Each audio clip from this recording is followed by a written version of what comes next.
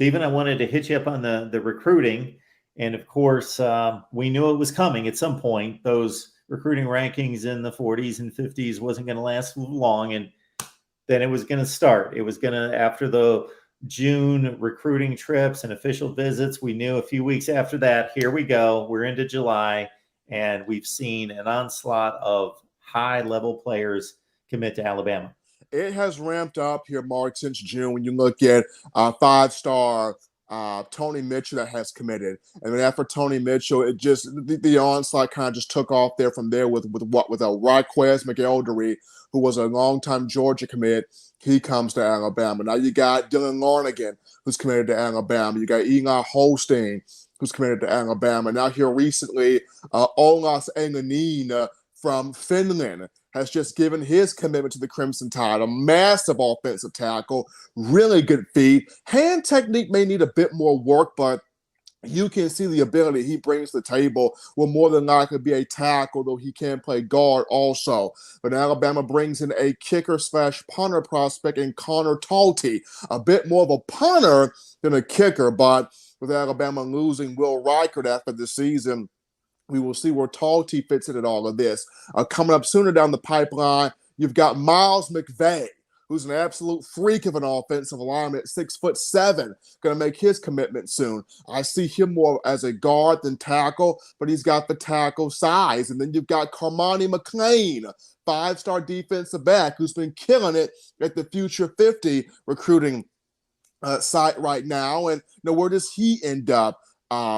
Alabama cornerbacks coach Travaris Robinson, who's doing a tremendous job on the recruiting trail. He is coming in high on McClain. You still got Makari Vickers out here. We're waiting on what he's going to do in terms of his decision.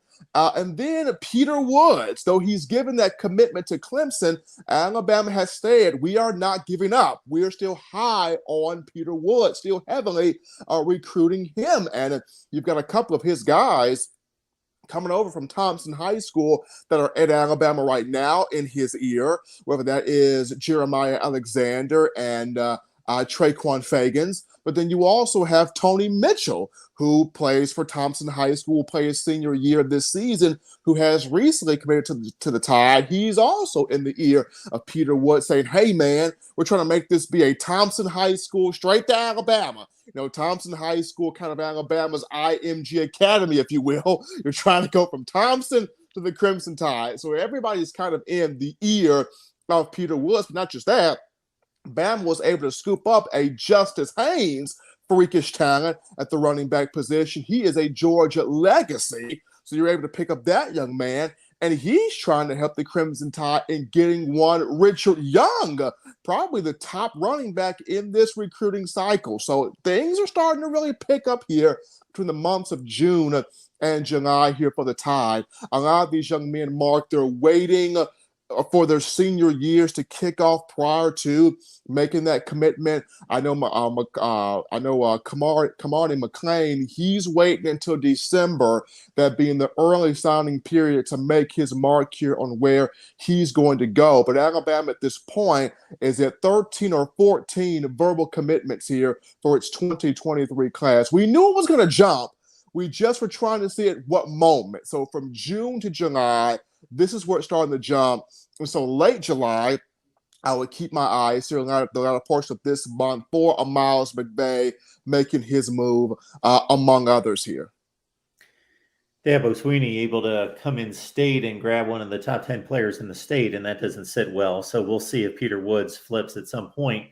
The Eli Holstein commit didn't scare off Dylan Lonergan for him to come in and commit as a top 100 quarterback and one of the top 10 quarterbacks in the nation, for him to also commit.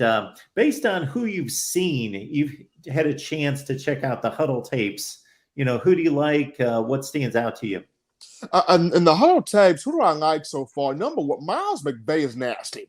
That guy is an absolute dog. He's an absolute road grader of an offensive lineman. Once again, I see him more as a guard.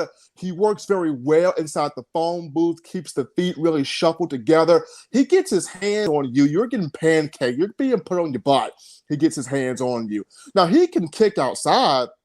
and play tackle. Probably doesn't have the quickest feet now in terms of being on the outside on the island by himself, anchoring that spot out there, whether as a left tackle or a right tackle. But as a guard, can really, really, really make a name for himself at that position. Going back to the running backs, popping in the tape on Justice Haynes, just so fluid, so smooth, so quick. He's got a huge burst. He's got a gear. He's got a quick twitch gear. Once he gets past the linebacker group, he turns it up.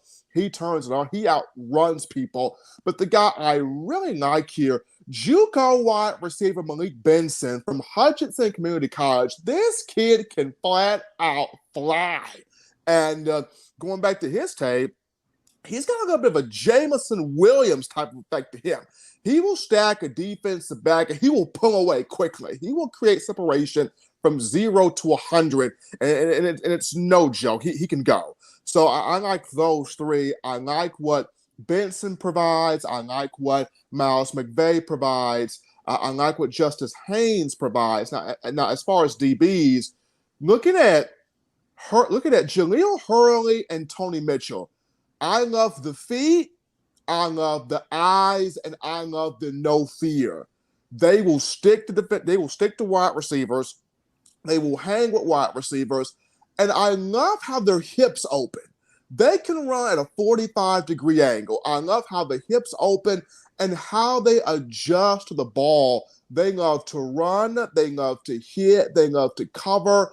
And they have the recovery speed where they can give a little bit to a receiver, but they have the speed to make up enough ground to still get back inside the play. So love those guys. And Benson's the number 1 rated junior college player in the nation, regardless of position, at 6'1", 185. Get on over to In My Own Words. It's every Monday, Wednesday, Friday, right here on YouTube, 6:30 Central. Give Steven a call. How's that show been going? Show's been going well, man. People have been popping in and out, left and right, donations flooding in. They're just ready for the season. They're ready for fall camp to get here. I personally am ready for fall camp to get here, and we're just ramped to go, man. That's it. Steven, we appreciate you stopping by as always, sir. Absolutely. You guys take care. I enjoy it.